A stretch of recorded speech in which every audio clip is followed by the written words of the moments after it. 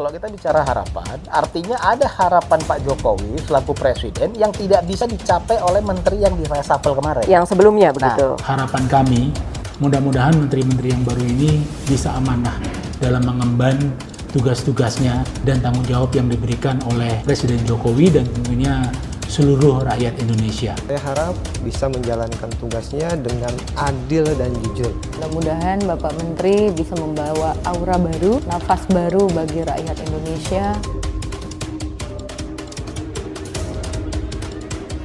Baik pemirsa, semakin hangat dan semakin seru saja perbincangan kita untuk siang hari ini di Bincang Hebat dengan komunikolog politik Kang Tamil Selvan. Nah, kita sudah menyoroti dari beberapa menteri yang masuk dalam reshuffle kabinet di Pak Jokowi ini. Ada 6 menteri, tadi sudah mulai dikuliti satu persatu.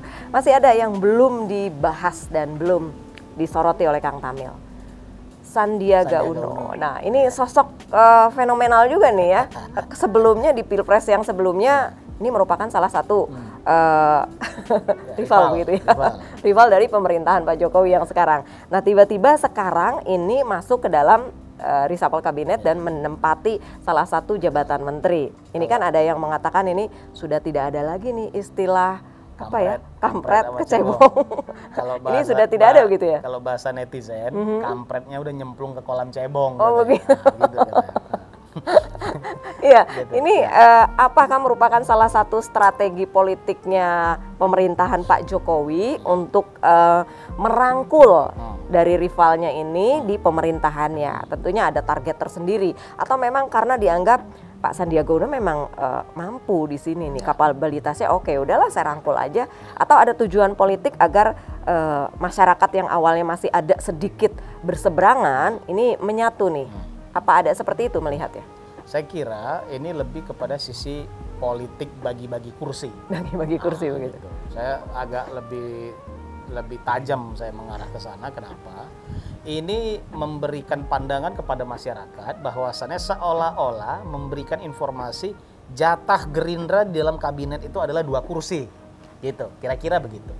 Sehingga penunjukan Sandiaga Uno dalam hal ini sebagai Menteri Parekraf ya, tentu tidak terlepas dari keputusan Pak Prabowo sebagai Ketua Umum dan Ketua Dewan Pembina.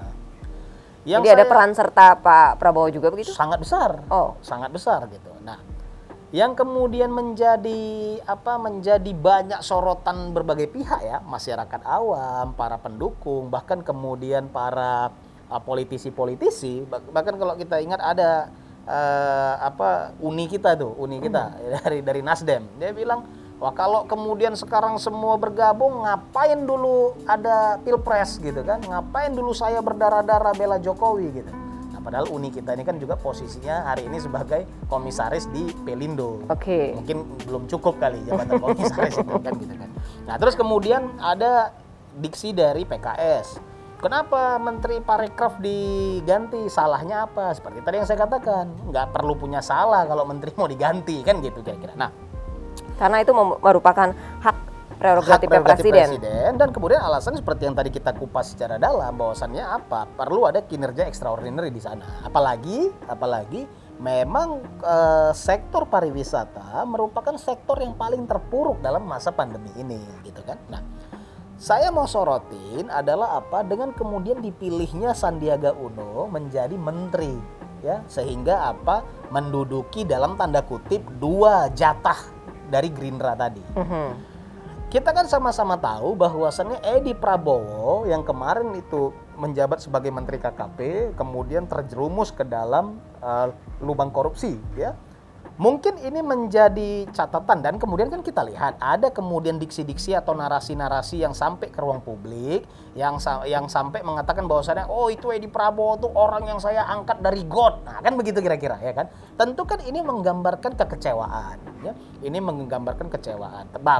Padahal juga saya mau katakan dalam politik ini bukan suatu hal yang wah kalau ada kader-kader yang kemudian tertangkap korupsi. Kenapa? Saya yang mengatakan tidak ada kaitannya antara tertangkapnya Edi Prabowo dalam melakukan korupsi dengan integritas orang Prabowo. Nggak ada kaitannya.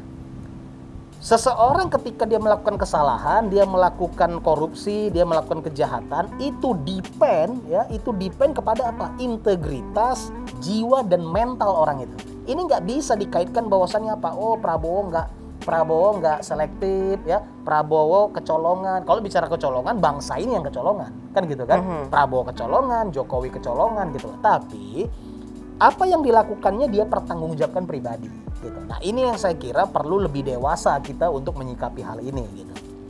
Di samping yang pernah saya katakan, ada sistem yang salah. Ya kan, jangan-jangan ada sistem yang kemudian memang menjerumuskan para pejabat-pejabat publik kita ini ke dalam lubang korupsi gitu. Nah, mungkin nanti dalam kesempatan lain kita bahas lebih dalam itu. Nah, saya mau sorotin dipilihnya Sandiaga Uno, ya kan. Nah, kita kan tahu Menteri Pariwisata dan Ekonomi Kreatif. Ekonomi kreatif ini sampai hari ini saya nilai dan banyak juga pihak menilai hanya indah di atas kertas. Ya, dikatakan bagus, potensinya besar, ya segala macam hanya indah di atas kertas. Secara implementasi ini adalah sektor yang belum digali secara mendalam. Bisa jadi Pak Jokowi dalam hal ini menyetujui. Nah, ini beda ya, beda konteks ya. Pak Jokowi dalam hal ini menyetujui nama Sandiaga Uno untuk kemudian ditempatkan di Kementerian Parekraf adalah apa? Sandiaga Uno ini backgroundnya adalah seorang pengusaha sukses. Namanya pernah tercatat di majalah Forbes sebagai salah satu orang terkaya ya, nomor sekian di Indonesia. Ini tentu diharapkan oleh Pak Jokowi apa? Dapat kemudian menggeliatkan sektor ekonomi kreatif tadi. Walaupun banyak orang berpikiran atau banyak orang mengatakan ada jargon OKOC yang dibawa oleh Sandi hanya sebatas wacana saja, kan begitu. Tapi kita juga harus menilik lebih dalam bahwasannya Sandi membawa jargon OKOC ketika dia menjabat sebagai wakil gubernur DKI. Masa dia menjabat kan hanya kurang lebih 1 tahun. Nah, tinggal kita lihat sekarang ketika dia menjabat sebagai Menteri Parekraf yang itu kemudian bersinergi dengan jargon yang selama ini dia katakan, apakah dia bisa mengimplementasikan itu sebaik atau seindah narasi yang dia bangun? Kan begitu. Nah, itu sisi objektivitas Pak Jokowi kemudian mengiyakan nama Sandiaga Uno. Nah, saya sekarang mau bicara dari sisi politik.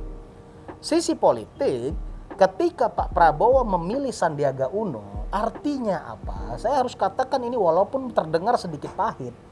Artinya Pak Prabowo tidak percaya terhadap para kader-kader Gerindra yang ada hari ini. Kenapa? Karena kalau dikatakan tidak percaya kepada kader-kader Gerindra, itu menyakitkan loh. Ya makanya saya katakan, makanya tadi di awal saya katakan, ini harus saya katakan walaupun terdengar pahit. Dan gitu. Melukai begitu ya? Ya, kenapa? Kita harus sama-sama tahu bahwasannya Sandiaga Uno ini masuk ke Gerindra itu kurang lebih kalau saya nggak salah 2016 mungkin. Dan 2017 dia kemudian menjadi wakil gubernur DKI. Ya. Artinya dia tidak pernah ikut berdarah-darah dalam membangun dan membesarkan Gerindra. Tidak dari nol begitu Tidak ya? dari nol gitu. Nah, kemudian hari ini di dalam jabatan pejabat teras Gerindra masih banyak atau saya kira belum berkurang orang-orang yang memang dari awal berdarah-darah kemudian mengorbankan segala hal dan berhak untuk posisi saya itu. Saya kira gitu. lebih berhak. Saya bisa sebut nama langsung. Kenapa? Contoh kita sama-sama tahu ada Fadlizon, ya kan? Dalam konteks walaupun orang kenal ini secara kritis begitu juga ya? kritisnya kebablasan gitu kan. Tapi kan yang saya mau katakan posisi dia secara dia adalah kader Gerindra yang dari awal. Banyak ada Pak Fadlizon ya. Kemudian ada banyaklah kader-kader yang berpotensi begitu ya. Kalau kita mau lihat nama Sufmi Dasko ini sangat kemudian menjadi perbicaraan karena apa? Memang terkenal orangnya itu silent. Orangnya silent dan kemudian dia lebih mengedepankan kinerja. Peran Sufmi Dasko ini sangat terlihat ketika Pilpres kemarin. Sinerginya atau kemudian rekonsiliasinya Prabowo Jokowi ini banyak pihak mengatakan bahwasanya ada campur tangan Sufmi Dasko. Nah, saya mau katakan ketika ada orang-orang seperti itu yang memang masyarakat atau kader Gerindra tahu ini orang-orang yang dari awal berdarah-darah membesarkan partai. Kemudian dari sisi aktivis ada nama Desmond Desmond Mahesa, kemudian ada Pius Lustri Lanang ya. Mas, dan banyak kemudian figur-figur lain yang selama ini juga berusaha mati-matian menyelamatkan nama baik Prabowo. Nyatanya dalam kemudian porsi atau kemudian pemilihan orang untuk menempati jabatan menteri, nama mereka nggak masuk gitu. Paling tidak inilah yang akan dianggap atau dilihat oleh masyarakat. tentunya saya juga berkeyakinan di dalam partai sendiri mungkin ada pembicaraan, dan kita kan tahu bahwasannya Gerindra ini kan adalah satu komando gitu ya, satu komando, apa yang disampaikan oleh Prabowo maka itu yang dilaksanakan, kan kurang lebih gitu. Kalau kader-kadernya yang lain berkualitas, mempunyai kapabilitas, itu memang semua partai harus memiliki SDM yang seperti itu. Dan kalau belum mendapatkan jatah kursi, artinya ya sabar. Dan kenapa harus sabar? Kalau yang menentukan kebijakan-kebijakan dan memilih para menteri ini adalah hak prerogatif presiden. Gimana? Artinya partai harus legowo dong. Kadernya juga harus legowo dong. Tapi bukan berarti pasrah gitu ya. Tapi kan dalam implementasi politik ya kan itu kerap kan kemudian partai yang kemudian mengusungkan gitu. Makanya saya bilang ketika masuknya nama Sandiaga Uno, tentu ini bukan hanya menjadi polemik atau menjadi pro dan kontra pembicaraan itu di jagat luar Partai Gerindra, tapi kemudian juga tentunya menjadi pertanyaan-pertanyaan di dalam Gerindra, seperti yang tadi sudah saya katakan. Nah, tapi saya mau katakan tentunya ini mungkin sudah menjadi pembicaraan di tatanan elit, ya, sudah menjadi pembicaraan di tatanan elit Gerindra, kemudian untuk menunjuk Pak Sandiaga Uno. Seperti yang saya katakan, bahwasanya Gerindra ini adalah partai komando. Apa yang dikatakan oleh Prabowo tentu itu yang akan menjadi kebijakan partai gitu. Nah, tapi ini tentunya dinilai berbeda oleh masyarakat. Nah, seyogyanya apa? Seyogyanya Gerindra harus mengklirkan ini, memberikan klarifikasi mengapa kemudian Sandiaga Uno yang ditunjuk oleh partai. Kan hari ini begini, Sandiaga Uno menjadi wakil gubernur, ya. Pilpres 2019 itu pilpres dalam sejarah pertama, dua-duanya berasal dari kader satu partai. Betul kan? Prabowo Gerindra, Sandiaga Uno Gerindra, kemudian dititipin ke PAN, dipankan sementara gitu kan. Begitu setelah selesai Pilpres, kalah, Pak Sandiaga kembali ke Gerindra. Hari ini ketika Edi Prabowo kemudian terkena kasus korupsi, kemudian Sandiaga Uno lagi. Orang berpikir gini, emang di Gerindra ini nggak ada orang lain selain Sandiaga Uno gitu. Nggak ada orang lagi gitu ya? Nah, kan kesannya gitu. begitu. Ini menjadi apa? Ini kan kemudian menjadi pertanyaan-pertanyaan, dan memang saya perlu tegaskan satu hal begini. Di Gerindra ini ya, terakhir SK Gerindra yang terakhir itu banyak menuai konflik. Kenapa? Karena memang banyak kader-kader yang dinilai kader-kader lama itu tidak diakomodir. Salah satunya yang kita dengar ribut-ributnya itu adalah ini Arief Puyono. Ya kan, Arief Puyono dari jabatan wakil ketua umum kemudian tidak dimasukkan lagi. Tapi mungkin gitu yang lain apa karena kurang kriteria atau Pak Jokowi kurang ada chemistry terhadap yang lain begitu. Betul. Nah, itu yang saya katakan, inilah yang harus dijelaskan Partai Gerindra kepada masyarakat. Kenapa? Ini saya kira penting. Karena ini terkait tentang elektabilitas Partai Gerindra ke depan. Hari ini ketika Pak Prabowo menjadi menteri, Sandiaga hari ini menjadi menteri, ini adalah pasangan rival yang kemudian 2019 itu bertarung dalam kontestasi Pilpres dengan dalam Pak Jokowi, pertarungan politik ya. Yang kita sama-sama tahu pertarungan itu hampir membelah bangsa ini menjadi dua. Sampai hari ini di masyarakat kita perseteruan itu masih terjadi. Sementara di tatanan elit kita katakan bahwasannya dua aktor kontestan ini tadi, dua pasang aktor kontestan ini tadi sudah kemudian menjadi satu. Nah, ini membawa aura tidak baik. Aura tidak baik ini bisa saya buktikan dari mana? Dari banyaknya kekalahan Partai Gerindra di dalam Pilkada 2020 ini. Saya belum menilik lebih jauh ke dalam pilkada di tingkat kabupaten kota ya. Tapi saya lihat dalam pilkada di tingkat gubernur atau dalam tatanan provinsi, Gerindra tidak memenangkan satupun kontestasi di Pilgub. Ada 8 provinsi yang melakukan kontestasi pemilihan gubernur. Gerindra menang di Sulawesi Utara, namun hanya sebagai partai pengusung. Yang diusung itu adalah dua-duanya kader PDIP. Nah, ada kemudian di Kalsel, itu teman kita itu, Bang Denny Indrayana itu. Kita sama-sama tahu Bang Denny Indrayana ini dulu adalah simpatisannya Demokrat. Dia sempat menjadi Wakil Menteri Hukum dan HAM di zaman Pak SBY. Dalam hal ini memang mereka didukung oleh Gerindra. Tapi hari ini saya dengar mereka kalah dan menggugat ke MK.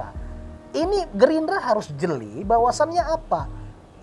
Simpati masyarakat itu mulai terbuyarkan dari Gerindra, dan posisi yang dijabat hari ini, posisi menteri yang dijabat Pak Prabowo, ditambah lagi dengan Sandiaga Uno yang kemudian diberikan porsi sebagai menteri, Kalau tidak kemudian ini dijelaskan secara komprehensif oleh Gerindra, saya khawatir Gerindra yang mempunyai basis massa yang mereka katakan loyalis itu akan bubar. Akankah separah itu, dan apakah memang jadi Gerindra ini jadi kurang peka gitu terhadap yang terjadi saat ini? Saya melihat ya, dengan kemudian munculnya SK Gerindra terakhir yang kemudian merubah tatanan porsi Gerindra, juga banyaknya kemudian kader-kader yang lama itu kemudian tidak diakomodir. Saya melihat ada konflik di internal. Ada konflik di internal yang kemudian saya bisa baca secara simbol, karena saya pernah katakan gini, saya pernah katakan gini. Jika seandainya Pak Prabowo itu tidak menjabat sebagai Menteri Pertahanan, Maka mungkin Edi Prabowo tidak akan terjerumus ke dalam lubang korupsi. oke, jadi ada yang disalahkan dalam hal ini. Saya kenapa saya katakan ini? Saya jujur saya katakan, saya ini adalah simpatisan atau penggemar Pak Prabowo. Banyak teman-teman tahu 2 kali pilpres saya itu pendukung Pak Prabowo. Tapi bukan berarti buta membela Tentu seseorang tidak. gitu ya. Kalau enggak saya nggak mungkin kritis begini gitu loh, ya kan. 2019 saya juga mendukung Pak Prabowo dan saya tahu benar Pak Prabowo itu adalah orang yang betul-betul jeli untuk kemudian mengkomandoi atau kemudian mengevaluasi seluruh jajaran anak buahnya. Buktinya apa? Selama 2014 ya, 2019 Gerindra berada di parlemen, tidak ada kader Gerindra di DPR RI yang kemudian terjerat kasus korupsi. Nah, itu bukti. Artinya memang pemantauan evaluatif dari seorang Prabowo Subianto yang dianggap memang sosok seorang bapak di Gerindra itu bekerja. Nah, hari ini ketika Prabowo Subianto itu menjabat sebagai Menteri Pertahanan, tentu dia mempunyai tanggung jawab yang berbeda. Effort, kemudian sisi evaluatif ya, dan kemudian kinerja beliau tersita kemudian dalam posisi dia sebagai Menteri Pertahanan. Dan saya bisa katakan sisi evaluatif kepada tubuh Gerindra ini buyar. Nah, ini dibuktikan dari mana? Terjerumusnya Sandiaga, ini jadi Sandiaga kita ngomong, amit-amit nih, mudah-mudahan jangan sampai. Artinya terjerumusnya Edi Prabowo ke dalam lubang korupsi. Nah, makanya saya katakan Gerindra ini ini juga mendapatkan ada konflik-konflik di internal. Oke. Nah, saran saya masuk ke dalam tatanan saran saya, hal ini perlu dijelaskan lebih dalam, perlu dijelaskan lebih komprehensif oleh oleh para kader-kader Gerindra yang hari ini berada di tatanan elit. Tapi apakah memang kader-kadernya juga butuh penjelasan, mau menerima penjelasan Saya kira iya. Kenapa? Karena tentu ini menjadi bahan tanda tanya. Kita kenal ada namanya Muzani, Sekjen Gerindra, ya kan, yang juga kita tahu, saya sendiri artinya juga pernah dengar gitu. Beliau itu juga melegowokan. Nah, saya pakai bahasa itu tuh, melegowokan. Menerima begitu ya? Ya, melegowokan atau mengikhlaskan beberapa jabatan-jabatan jabatan-jabatan pejabat publik yang memang ada nama beliau di situ kemudian diberikan kepada orang lain. Nah, artinya ini berita ini bukan saja menjadi berita internal Gerindra, ini sudah menjadi berita publik. Ketika seperti tadi saya katakan Sandiaga Uno yang dipilih, diksi atau narasi yang berkembang di masyarakat bahwasannya apa? Emang Gerindra kagak punya orang lain selain Sandiaga? Baik. Gitu kira-kira. Pemirsa, seperti apa? Apakah memang kader-kader Gerindra sendiri juga bersikap legowo begitu? Dan lalu apakah ada pertanyaan-pertanyaan lagi? Apakah memang dari kader tersebut tidak ada kader-kader yang lebih dan pantas menempati posisi tersebut? Tapi saya juga ingin tahu, kalau tadi semakin hangat dan seru apa yang dikuliti oleh komunikolog politik Kang Tamil Selvan, kita juga perlu tahu masyarakat sendiri itu seperti apa mengkritisinya, dan juga mempunyai satu harapan atau peluang dari apa yang tadi dikatakan oleh Kang Tamil Selvan, perlu sisi evaluatif. Seperti itukah? Coba kita simak apa respon dan tanggapan dari masyarakat berikut ini. Melihat bergabungnya dari lawan politik menjadi mitra koalisi memang kurang elok. Melihat dulunya adalah pesaing dalam pilpres, tetapi kalau memang tujuannya itu adalah untuk memperbaiki kinerja pemerintahan yang dinilai pemerintahan yang sekarang ini butuh bantuan dari profesional, dan juga dari yang lebih ahli di bidangnya, saya pikir tidak ada salahnya hal seperti itu terjadi. Jadi untuk 2020 kemarin sudah program-programnya kami rasa sudah baik ya. Tapi kami berharap untuk di 2021 program-program berikutnya adalah yang lebih memacu lagi sehingga rakyat memiliki rasa semangat yang tinggi karena situasi pandemi saat ini di mana rakyat sedang kehilangan semangat, baik semangat ekonomi juga semangat untuk mereka dalam memenuhi kebutuhan ekonomi, pendidikan, fasilitas juga semuanya serba terbatas saat ini. Mudah-mudahan 2021 reshuffle kabinet, kementerian-kementerian yang baru memiliki program-program strategis yang tadi saya bilang pro rakyat. Nah, itu dia pemirsa cuplikan-cuplikan pendapat respon dari masyarakat. Ada yang pro, ada yang kontra. Ada yang mengatakan jadi sekarang sudah tidak ada lagi cebong dan kampret. Nah, tapi masyarakat jadi bingung. Terus kalau cebong dan kampret sudah tidak ada, sekarang yang ada apa? Kang Tamil, Ya. kembali melihat tadi beberapa respon dari masyarakat. Ada yang pro, ada yang kontra. Seperti apa melihatnya? Ya, saya kira inilah gambarannya, inilah gambaran yang memang perlu kemudian ini ditilik dari beberapa hal. Hal pertama adalah tugas pemerintah, dalam hal ini menteri-menteri yang sudah mendapatkan porsinya, ya, menteri yang sudah mendapatkan porsinya, jawablah kegundahan dan keresahan masyarakat hari ini dengan kinerja yang ekstra seperti yang kemudian diharapkan oleh Pak Presiden, dan kemudian itu adalah harapan masyarakat banyak. Itu yang pertama. Nah, kemudian yang kedua, dari sisi politik, ya, dari sisi politik hari ini itu kemudian banyak yang kemudian bicara bahwasannya kenapa Kementerian Sosial itu berasal dari PDIP yang terkena korupsi kemudian diisi lagi oleh PDIP. Nah, saya kira ini juga perlu dijawab dengan apa? Dengan kinerja, ya, kemudian apa? Dan dengan ini perlu ada keterangan-keterangan dari sisi partai. Nah, lebih lanjut terhadap apa diksi yang hari ini muncul di media sosial, ya, tagar kembalikan dana kampanye. Oh, terkait itu lagi rame nih, saya Oke. kira lebih lagi rame juga perhelatan-perhelatan yang dikeluarkan atau kegundahan-kegundahan, kegusaran-kegusaran yang dikeluarkan oleh para politisi-politisi terkait bergabungnya Sandiaga Uno dan Prabowo. Tadi saya sudah sampaikan lebih luas, ya, secara rinci. Nah, intinya apa? Bagi saya dari sisi positif bisa jadi memang Sandiaga Uno dianggap memiliki kepiawaian tersendiri. Iya. Seperti ya, yang tadi kalau masyarakat ada yang mengatakan memang pas, Ya. Sandiaga di sana cocok Ya. dong. Ya. Nah, terus tapi ada juga yang bilang kurang nih. Ya, betul. Makanya saya bilang ini hanya bisa dijawab dengan kinerja. Jawablah Ya kan? dengan Jawablah satu dengan kinerja. Dan saya punya saran khusus kepada para menteri-menteri ini, tidak perlu terlalu banyak bernarasi, tidak perlu terlalu banyak berretorika, gitu. Tapi apa? Posisi Anda hari ini sebagai eksekutor, ya, posisi Anda hari ini sebagai eksekutif, maka jawablah itu dengan gebrakan-gebrakan, kemudian dengan kinerja-kinerja. Nah, lalu saya mau tilik tadi masalah perhelatan, wah ini cebong, kampret gitu ya. Saya kira seperti yang tadi saya sampaikan, ini perlu dijelaskan secara komprehensif dari sisi Partai Gerindra. Kenapa?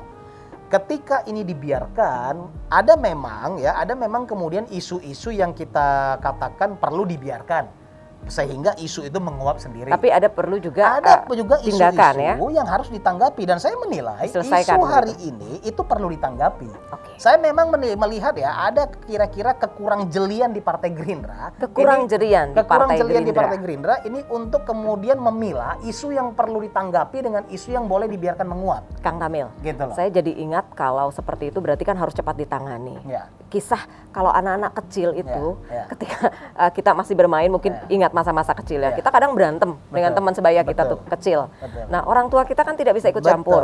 Hanya ketika anak-anak ini bertengkar hari ini, esok itu udah main lagi, udah balik lagi, udah harmonis lagi Iya. begitu ya. Nah, apakah kalau menilik situasi politik dan percaturan saat sekarang ini kurang lebih seperti itu, Iya. seperti dunia anak-anak begitu, hari ini bertengkar, besok sudah harmonis lagi, sudah main lagi, Iya. sudah berbagi permain lagi begitu. Betul, karena kan intinya semua kepentingan. Ketika kepentingannya itu sama, maka tentu mereka akan kemudian bersama Lagi. Ketika kepentingannya sama, maka mereka akan bersama. Iya, tapi Ketika kan seperti mereka ini. dalam satu wadah yang sama, sama tapi mempunyai kepentingan berbeda, maka mereka akan berbeda haluan. Kang Tamil, tapi kalau anak kecil tadi yang seperti saya contohkan itu kan butuh penengah ya, mediatornya. Mediatornya dalam hal ini adalah orang tua. Kalau hubungan anak-anak, ya sudahlah nak, kamu ditimpuk sampai bocor ya sudah, kamu nggak usah marah. Nanti kita bawa ke dokter atau nanti ya sudahlah, kamu nggak boleh gitu, kamu nggak boleh mukul lagi, kamu nggak boleh nimpuk sembarangan karena nanti melukai orang lain. Artinya ada mediator orang tua yang membuat anak-anak ini akur lagi gitu loh. Nah, apakah di percaturan ini perlu yang seperti itu? Bukan perlu, tapi memang ada. Itu yang saya selalu katakan invisible hand. Ya, kita kan harus tahu dalam kemudian bergabungnya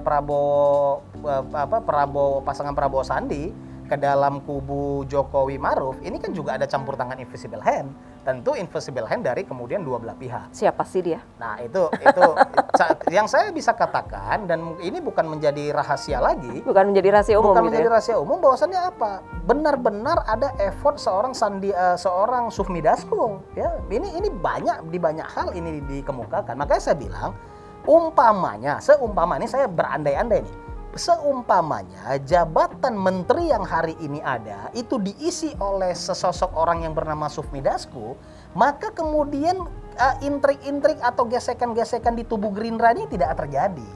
Gitu. Kenapa? Karena memang semua orang akan legowo. Mau kader lama, kader baru itu akan legowo. Kenapa? Mereka tahu ya memang yang namanya Sufmi Dasko ini adalah orang yang memang udah berdarah-darah dari sejak awal ikut membesarkan partai. Gitu. Nah, jadi saya kira masukan saya terhadap Partai Gerindra adalah apa? Perlu kemudian menjelaskan hal ini secara komprehensif. Kenapa? Ini bukan hanya menjadi tanda tanya di masyarakat. Ini juga menjadi tanda tanya di kubu barisan para kader Gerindra yang hari ini mungkin tidak terakomodir. Jangan sampai ini menjadi gerbong barisan sakit hati yang kemudian justru malah menggerus elektabilitas dan popularitas Partai Gerindra menuju perhelatan politik ke depan. Nah, itu yang membahayakan begitu. Itu yang membahayakan. Gitu. Tapi mudah-mudahan saja pemirsa dari apa yang tadi disampaikan komunikolog politik Kang Tamil Selvan ini memang ada satu titik terang ya. Artinya ada satu penjelasan, ada satu penyampaian pesan yang bisa dipahami dan bisa diterima juga begitu ya. Jadi suasananya cool, dingin begitu ya. Kita sudah mau mendekati pergantian tahun di 2021. Nah, Kang Tamil sendiri ini sekarang kan kita sudah hanya menghitung hari begitu ya. Akan mendekati pergantian tahun 2021. 6 menteri sudah terpilih tentunya dengan kebijakan-kebijakan presiden dengan pertimbangan yang mumpuni begitu ya, dengan pertimbangan yang tentunya teliti dan detail. Ada nggak harapan tersendiri nih kepada pemerintah, lalu juga kepada para 6 jajaran menteri ini, terus juga kepada masyarakat sendiri, apa yang ingin disampaikan? Ya, saya kira begini, dengan kemudian dipilihnya 6 menteri tadi, kita setelah kupas dari berbagai sudut pandang, tapi pada intinya saya kira posisi-posisi hari ini yang kemudian diisi oleh aktor-aktor politik ya, saya katakan, itu adalah memang posisi tepat dari kemudian background ya, kinerja mereka selama ini, dan ini akan membawa suasana atau iklim ekonomi ke depan lebih baik. Sehingga saya kira ini juga akan membuat perhelatan dunia usaha di 2021 lebih menggeliat. Dan ini yang saya kira tentu diharapkan oleh masyarakat. Nah, kemudian masukan saya kepada pemerintah, PR atau kekurangan pemerintah sampai hari ini masih sama, yaitu kurang piawainya mengelola komunikasi publik. Perlu ada satu sistem yang diterapkan oleh pemerintah untuk Untuk menjaga syahwat politik para aktor-aktor politik yang hari ini menjabat sebagai pejabat publik. Artinya tidak perlu semua orang mencari panggung dengan mengutarakan hal-hal yang menjadi kontradiktif sehingga membingungkan masyarakat. Cukup diambil katakanlah kita juru bicara ya. Hari ini semua bidang punya juru bicara gitu. Jadi saya kira cukup ada satu juru bicara. Bahasa simpelnya adalah informasi satu pintu. Ya, informasi satu pintu terkait satu bidang ya. Informasi satu pintu terkait satu bidang, dan carilah kemudian diksi-diksi yang membuat sejuk, diksi-diksi yang membuat nyaman. Hari ini masyarakat kita sudah sangat kesulitan. Jangan kemudian dipilih diksi-diksi yang penuh ancaman gitu. Ini yang membuat situasi jadi tidak baik. Tapi kemudian jika dipilih diksi-diksi yang jenaka, diksi-diksi yang kemudian menyejukkan, ini akan membuat suasana lebih lebih nyaman lah, lebih damai nyaman, lebih gitu ya. kondusif gitu. Nah, terus kalau kemudian kita kilas balik bicara 2020, segala kegaduhan yang terjadi ini tidak terlepas dari apa yang barusan saya sampaikan. Tidak mampunya mereka mengelola komunikasi publik dan kemudian adanya syahwat politik para aktor-aktor politik itu untuk perhelatan politik ke depan gitu. Jadi ini yang harus sedikit direm ya, perlu ada balancing antara tupoksi sebagai pejabat publik dan kemudian syahwat politik ya sebagai aktor politik, perlu ada balancing ini dan kemudian buktikan semua dengan kinerja. Nah, saya kira harapan ke 2021 menyongsong sisi ekonomi, sisi investasi, saya kira ini akan lebih bergeliat dan akan lebih memberi masa depan yang lebih cerah, saya kira begitu. Nah, satu lagi juga terkait tentang COVID-19. Hari ini COVID semakin lama semakin tinggi dan kemudian saya juga melihat tindakan-tindakan atau perilaku masyarakat mulai menurun. Ya, ini memang wajar karena memang sudah terlalu lama ya masa pandemi ini dijalankan. Tentu pemerintah yang tidak boleh kemudian menyerah. Pemerintah tidak boleh menyerah, juga harus memberikan penyampaian-penyampaian yang baik. Jangan gunakan diksi-diksi yang mengancam. Berikan penyampaian-penyampaian dengan baik, buat sistem yang kemudian tidak membuat masyarakat kemudian menjadi kesusahan gitu. Masyarakat udah susah, jangan diberikan jadi kesusahan. Dan poin penting adalah pemerintah harus aware. Pemerintah harus aware terhadap pemberitaan-pemberitaan terkait vaksin COVID. Yaitu black news, negatif news, dan hoax. Ini harus pemerintah jaga sirkulasi media, sirkulasi pemberitaan, sehingga informasi yang sampai kepada masyarakat terhadap vaksin ini adalah informasi yang menyejukkan, yang kemudian membuat masyarakat itu percaya bahwasanya vaksin yang diberikan pemerintah adalah solusi bagi mereka. Oke, dan masyarakat sendiri harus bagaimana nih? Saya kira masyarakat harus masyarakat optimis begitu terhadap harapan-harapan 2021. Saya kira harus optimis ya, masyarakat kalau kemudian melihat melihat hari ini intrik-intrik kegaduhan ini hanya masalah sebatas tentang kontestasi terselubung. Ini hanya sebatas kontestasi terselubung. Mari kita songsong 2021 ini dengan harapan yang baik. Karena saya yakin dan percaya karena saya juga menilik dari sisi pasar saham. Sampai hari ini posisi pasar saham juga baik. Artinya ke depan ini akan membuat lebih baik gitu. Jadi mari kita fokus bagaimana bisa menjaga protokol kesehatan, sama-sama kita lawan COVID-19 dan kemudian kembali kita geliatkan roda perekonomian di masyarakat. Oke, baik Kang Nabil. Menarik sekali ya, sebetulnya kita kalau mau berbicara ini, mau melanjutkan sehari nggak cukup. Tapi menarik sekali. Ada yang bisa saya ambil kesimpulan dari perbincangan di Bincang Hebat untuk siang hari ini dengan komunikolog politik Kang Tamil Selvan. Apa saja diantaranya adalah agar partai politik juga legowo menyikapi hal ini dan terus menciptakan kader-kader yang mumpuni dan mempunyai kualitas dan kapabilitas. Kepada pemerintah juga tentunya untuk terus meningkatkan geliat perekonomian dan terus juga memupuk dan menyampaikan informasi dan juga menyampaikan pesan kepada masyarakat yang mudah dipahami tentunya agar dapat diterima dan tidak menimbulkan kesalahpahaman. Selain itu juga kepada masyarakat diharapkan untuk bisa menerima dan saling memberikan kritik atau saran yang bersifat membangun, tidak menjatuhkan pemerintahan tetapi mendukung pemerintahan agar roda perekonomian di 2021 kembali menggeliat dan kembali tentunya meningkat dengan tajam. Pemirsa jangan lupa like, subscribe, komen, dan juga share serta klik lonceng berikut ini agar konten-konten ini terus bermanfaat bagi masyarakat luas. Sekali lagi, Kang Tamil Selvan sebagai komunikolog politik, terima kasih. Sukses selalu, sehat selalu, salam komunikasi, tetap jaga kesehatan. Ingat pesan Ibu, menjaga jarak aman, mencuci tangan, dan juga menggunakan masker. Terima kasih, saya Bena Rangkuti, pamit, sampai jumpa.